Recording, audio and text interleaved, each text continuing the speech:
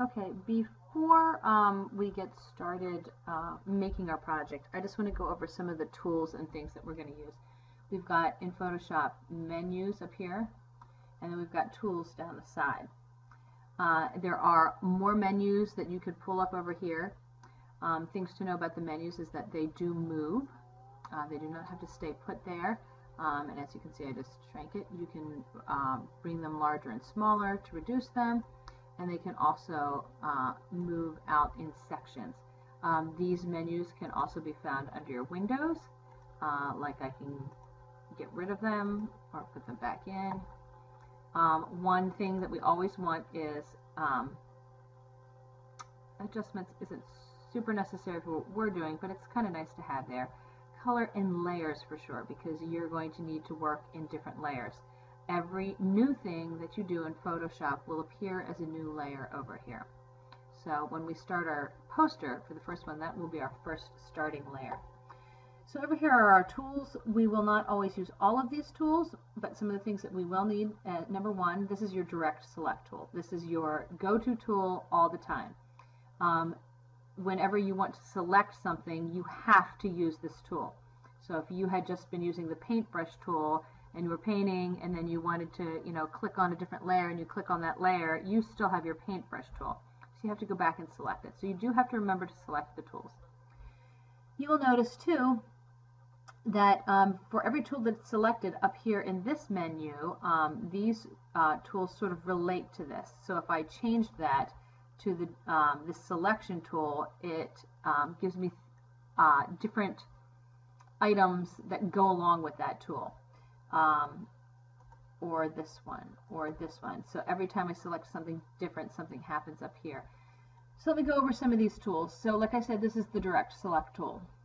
This one, and if you see these little triangles down in the bottom hand corner, that means that there's another menu that's in there. So if I click on that, it'll pick these up. These all have to do with selecting different shapes. This one is also a selection tool. It's a lasso tool. I can grab individual shapes like that. We may or may not be using that one. Certainly not for this particular assignment. You won't. Magic wand tool. You might use that towards the end when we do different things, not for the poster that we're working on right now. This one we will use. This is a crop tool, and it looks just like the crop tool that's back in Bridge. Or Camera Raw. So here's your crop tool. This is the only one we'll use in here. We will not use slice or select or perspective crop. So we'll keep it on this one. But if you notice up here, when this is selected up here, all of this has to do with cropping. So I want you to look under unconstrained here. Number one, you have you can actually make your own size and resolution for different crops, but there's already pre-constrained things in here. And these specifically are standard picture sizes, like, if you were going to get a picture frame from AC Moore, they sell them in these sizes. And so this one, for instance, is 4x5 or 8x10. This is the same ratio. A 4x5 is the same thing as an 8x10 if you multiply these each by 2. But that's a standard picture size. 8.5 by 11 is your standard page size. 4 by 3, 5 by 7. If you order school photos, these are the sizes that they come in. So they're just standard sizes.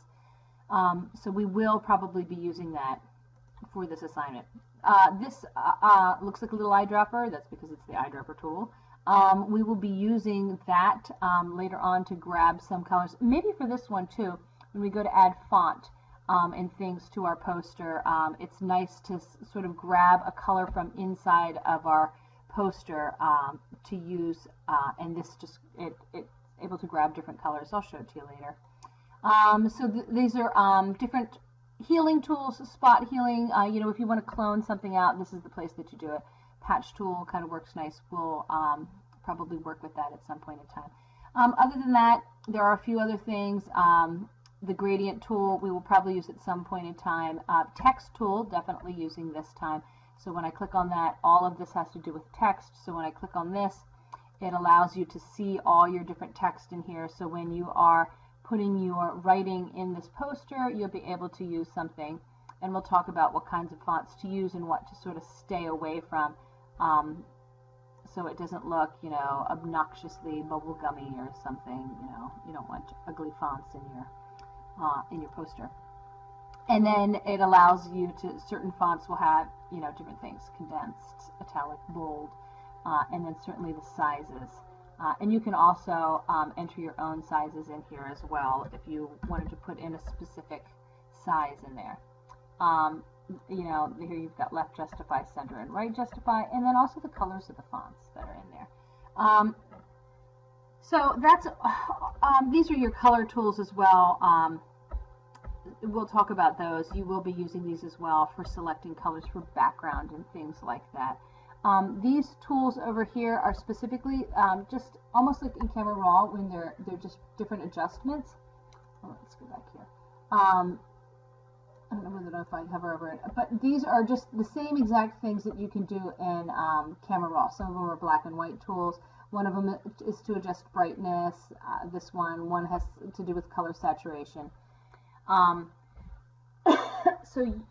But you should be making all of your adjustments back in Bridge. So you're going to, number one, just like you did before, batch rename everything and then go through all of your edits. And when you're ready for that, then you're going to come back to Photoshop, and this is where you're going to start your poster. So that's all for the controls for right now. I'm going to do another video where we're going to start the size of the poster and how to get started. All right. Good luck.